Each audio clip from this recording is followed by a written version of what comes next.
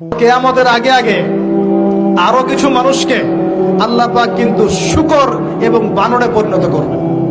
এই হাদিসটা কি জানেন?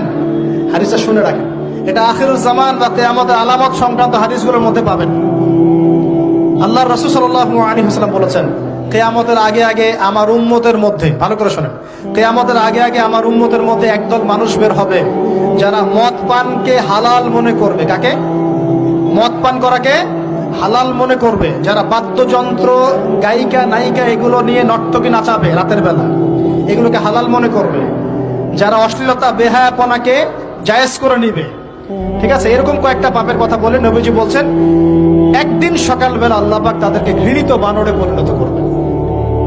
এটা হবে সামনে, কখন কিভাবে হবে আল্লাহ ভালো জানেন। এবার আমি কনসেপ্টে চলে আসি।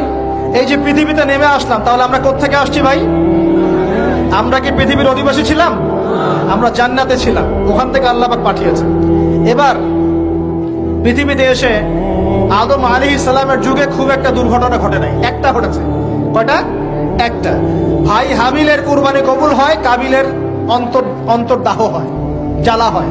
কেন হাবিলেরটা কবুল হবে, কাবিলের কেন হচ্ছে না? এই হিংসার বশবর্তী হয়ে কাবিল হাবিলকে হত্যা করে ফেলে। হত্যা করে লাশটা দাফন করার পদ্ধতিও তার জানা ছিল না। আল্লাহ কাককে পাঠালেন, কাককে দেখে সে শিখল। প্রথম দুর্ঘটনা হচ্ছে হাবিল কাবিলের দুর্ঘটনা। বলে রাখি, আজকেও নিজের ভাইয়ের বেশে বহু কাবিল মুসলিম সমাজের মধ্যে ঘুরে বেড়ায়। নিজের ভাইয়ের লেবাসে, পোশাকে, সুরতেই বহু কাবিল এখনো কিন্তু মুসলিম সমাজে ঘুরে বেড়ায়। তো আমরা কাবিলদেরকে কাবিলের পরিণতি সম্পর্কে সচেতন করতে চাই। হাবিল বলেছিল, তুমি যদি আমাকে মারতে আসো, আমি তোমাকে মারার জন্য হাত বাড়াবো না। হাবিল জান্নাতে যাবে আর কাবিল জাহান্নামে যাবে। কেন কাবিল জাহান্নামে যাবে? নবীজি বলেছেন, পৃথিবীর প্রথম হত্যাকাণ্ড সংগঠিত করেছে কাবিল। এ কারণে পৃথিবীতে যত খুন হবে, সমস্ত খুনের পাপের একটা অংশ কাবিলের আমলনামায় যোগ করা হবে। বলেন নাউজুবিল্লাহ। একটা কথা মনে রাখবেন, সদকায়ে জারিয়া যেমন আছে, গুনাহে জারিয়াও আছে। একটা মদের দোকান দিয়েছেন, যত মানুষ মদ খাচ্ছে, সমস্ত গুনার একটা অংশ আপনার কাঁধে আসছে।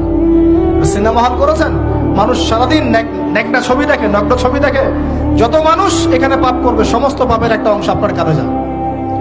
আবার একটা মাদ্রাসা করেছেন, যত মানুষ এখানে দ্বীনি ইলম শিখবে, এই নেকির একটা অংশ আপনি পাবেন ইনশাআল্লাহ। মরে গেলেও কবরে পাবেন ইনশাআল্লাহ। আল্লাহ পাক আমাদের সবাইকে সদকায়ে জারিয়া করার তৌফিক দেন, গুনাহে জারিয়া থেকে বাঁচিয়ে রাখুন। খুব খেয়াল রাখবেন, আল্লাহ পাক আমাদের হেফাজত করুন বলি আমিন। এবার ওই যুগ শেষ, নূহ আলাইহিস সালামের যুগ। এই যুগে আল্লাহর একই সুন্নাত।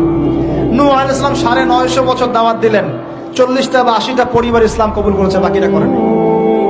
যারা করে নাই আল্লাহ পাক তাদেরকে ডুবিয়ে মারলেন, যারা করেছে আল্লাহ পাক উদ্ধার করলেন।